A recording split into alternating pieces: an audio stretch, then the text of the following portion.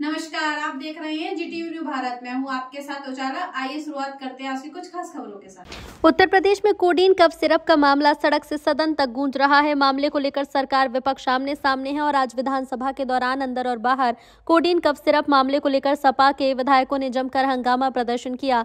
सपा विधायकों ने नेता विरोधी दल माता प्रसाद पांडे के नेतृत्व में विधानसभा परिसर में चौधरी चरण सिंह की प्रतिमा के सामने विरोध प्रदर्शन करते हुए हाथों में तख्तियां लेकर जोरदार नारेबाजी की और सरकार पर कफ सिरप घोटाले की निष्पक्ष जांच न कराने का आरोप लगाया। सपा विधायकों ने कहा कि कफ सिरप के मामले में सरकार द्वारा गठित जांच समिति से वो संतुष्ट नहीं है। घोटाले के तार बड़े माफिया से जुड़े हैं, सरकार उन्हें संरक्षण दे रही है। सपा ने कोडीन को लेकर सदन में सरकार से सीबीआई जांच की मांग की, तो वहीं मामले को लेकर मुख्यमंत्री योगी आदित्यनाथ ने जवाब दिया और कहा कि कफ सिरप से प्रदेश में एक भी मौत नहीं हुई। अब तक 79 अभियोग दर्ज किए जा चुके हैं, जिसमें 225 अभियुक्त नामजद हैं। 78 अभियुक्तों को गिरफ्तार किया गया है और 134 फर्मों पर छापेमारी की गई है। सीएम ने कहा कि मामले की गहराई में जाएंगे तो बार बार यही तथ्य सामने आते कि कहीं न कहीं सपा से जुड़ा कोई नेता या व्यक्ति इसमें संलिप्त है। अवैध लेन देन भी लोहिया वाहिनी के एक पदाधिकारी के खाते के जरिए हुआ। एसटीएफ पूरे प्रकरण की जांच कर रही है। मुख्यमंत्री ने स्पष्ट किया कि मामले में कोई भी अपराधी बच नहीं पाएगा। बुलडोजर एक्शन को लेकर सपा पर तंज कसते हुए कहा कि चिंता मत कीजिए, समय आने पर बुलडोजर एक्शन की पूरी तैयारी रहेगी, उस पर चिल्लाइएगा नहीं। तो अब कफ सिरप पर सरकार और विपक्ष आमने सामने है। तमाम आरोप प्रत्यारोप लगाए जा रहे हैं। मामले में किसके आरोप में कितना दम है तो जांच के बाद वक्त बताएगा, लेकिन मामले में राजनीति जरूर जोर पकड़ी है और इसी मुद्दे पर चर्चा करेंगे। लेकिन पहले कुछ बयान भी सुन लेते हैं।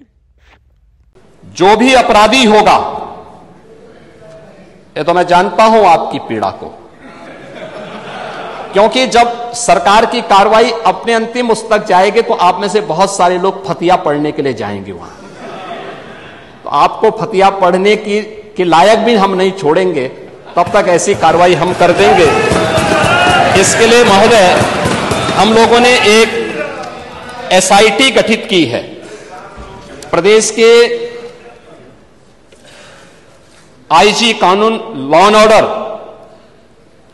की अध्यक्षता में एक एसआईटी गठित की है, जिसमें यूपी पुलिस और एफएसडीए के अधिकारी भी शामिल हैं पूरे प्रदेश भर में, और इसमें कार्रवाई हमारी निरंतर चल रही है।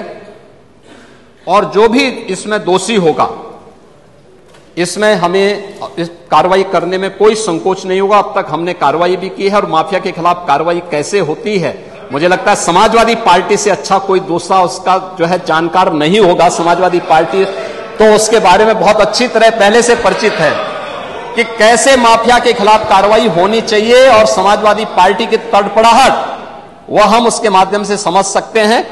और मैं इस सदन को इस बात के लिए आश्वस्त करता हूं कि इस मामले में जो भी अपराधी होगा, उस अपराधी के खिलाफ जितनी सख्त कार्रवाई होगी, उत्तर प्रदेश सरकार उतनी सख्त कार्रवाई करेगी। लेकिन मैं समाजवादी पार्टी से इस बारे में जरूर कहूंगा कि वह गुमराह करना छोड़े। उत्तर प्रदेश के अंदर कोई भी इससे संबंधित मौत के प्रकरण सामने अभी तक नहीं आए हैं, और इस पे कार्रवाई हमारी सरकार ने किया है। आपकी सरकार ने उन्हें लाइसेंस दिया था उनके इल्लीगल गतिविधियों को आगे बढ़ाने के लिए। समाजवादी पार्टी की सरकार ने 2012 से 16 के बीच में सारे इल्लीगल कार्यों को आगे बढ़ाया था। मैंने श्री बजट को संविधान के अंतर्गत सरकार को अधिकार है, उसे जब कोई खर्चे की जरूरत होती है, खर्चा कम होता है, तो उसको फिर कंसोलिडेटेड फंड से निकालने के लिए उसे अनुपूरक के रूप में सदन के पटल पर रखना पड़ता है, और सदन जब उसकी मंजूरी दे देता है तो सरकार वो पैसा खर्च कर पाती है, स्वतः नहीं रह पाती। इसलिए जब कभी इनको अधिकार है, सरकार को अधिकार है और संविधान में व्यवस्था है अनुपूरक लाने का, अब ये देखना अनुपूरक किस लिए ला रहे हैं, इस पर बात होगी। सौभाग्यशाली है हम लोग कि देश के विकास के लिए आप सब लोगों का सौभाग्य है और देश की जनता का सौभाग्य है। उत्तर प्रदेश को सर्वोत्तम प्रदेश बनाने के लिए अनुपूरक बजट पेश हो रहा। ज्यादा 50% से ऊपर हम लोग खर्च कर चुके हैं, वो भी हो जाएगा।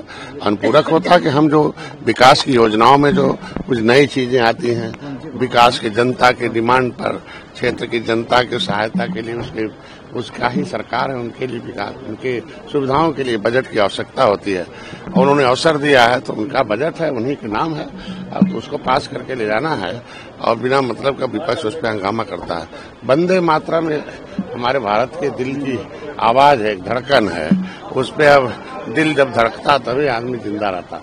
और दिल से संबंधित जानते हैं कि तो ये वंदे मातरम भारत की उस स्वतंत्रता सेनानियों की आवाज है, देश की आत्मा की आवाज है। उस पर सभी पक्ष विपक्ष को एक होना चाहिए और हम लोग सौभाग्यशाली हैं कि उसका आज के दिन में चर्चा हो रहा है।